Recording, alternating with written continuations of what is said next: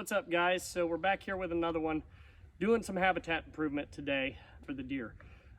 This place, like I say, I didn't have any chance to, over the last 20 years, to be able to do anything on it. So we're finally able to get into this thicket. If you look over here, this area is extremely thick. This is what a lot of does use for bedding. There's a lot of bucks that travel through here, but they are a little timid to go in it because they don't want to bang their antlers on everything. So we have a couple stand locations picked out, first and foremost. We also have, if you look at the ground, you can see defined paths. With the snow on the ground, it makes it really, really easy to be able to see where the deer are coming and going. I did have a buck that I named Stickers, the 150-inch buck that I had this year. I had him using this trail. He has an exit out here. We'll get to that here in just a few, but also a real good rub where he was coming out. That is where he was staging before he entered the field. So I want to create a stand location so that he, as far as I know, he has survived this year, so that next year, hopefully he has the same habits. We make it a little bit easier for him to access, and we also keep the does in here, keep them comfortable. We don't want to destroy the thicket, but just open up some travel routes to where we can make their movements more predictable. We know more of where they're going to go.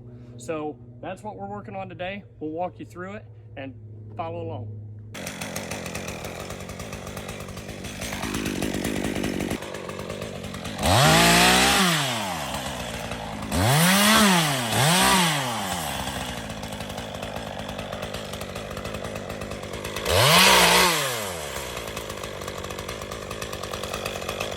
All right, guys, so we're right here in the exit where Stickers exits into the field.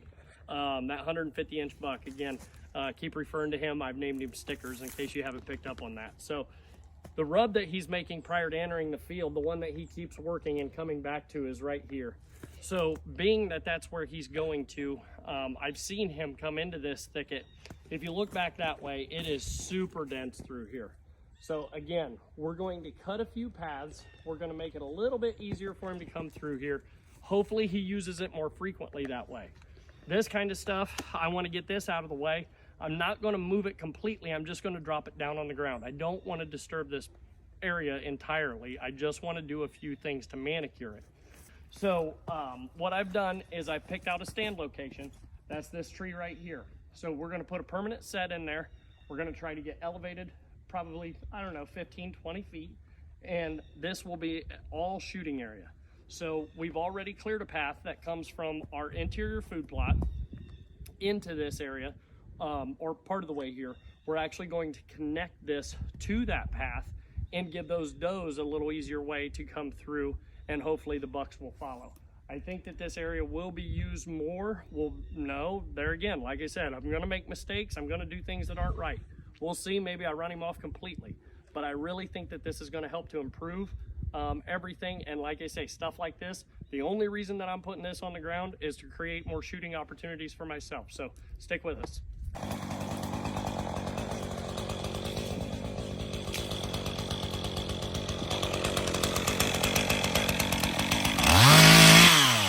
All right, guys, so as you look at this, you can see our interior food plot is located here. And then our new stand location is over here.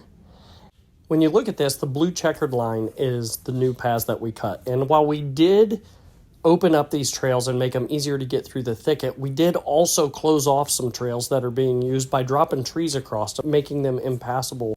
Because the whole point in doing this is to direct traffic. We want to be able to predict where the deer are going to go and try to get them in front of our tree stands so that we can make a play on it. All right, guys, now let's go for a walk and see exactly what we did. As you can see, the trails are definitely defined. They're opened up. We only cut out maybe 2 or 3 feet for the deer to be able to get through, and that allows it to continue to grow up over the next couple years, and we don't have to come back and do it again. We wanted to create a defined trail. I think we accomplished that, but we also kept the security because the brush is still so thick all the way around it that they still feel secure and safe in there. But it also walks them right in front of our stand location so that we have an opportunity at a shot at that buck of a lifetime. Really appreciate you guys tuning in for this one. Make sure you hit like and subscribe down there on the bottom, and we'll see you on the next one.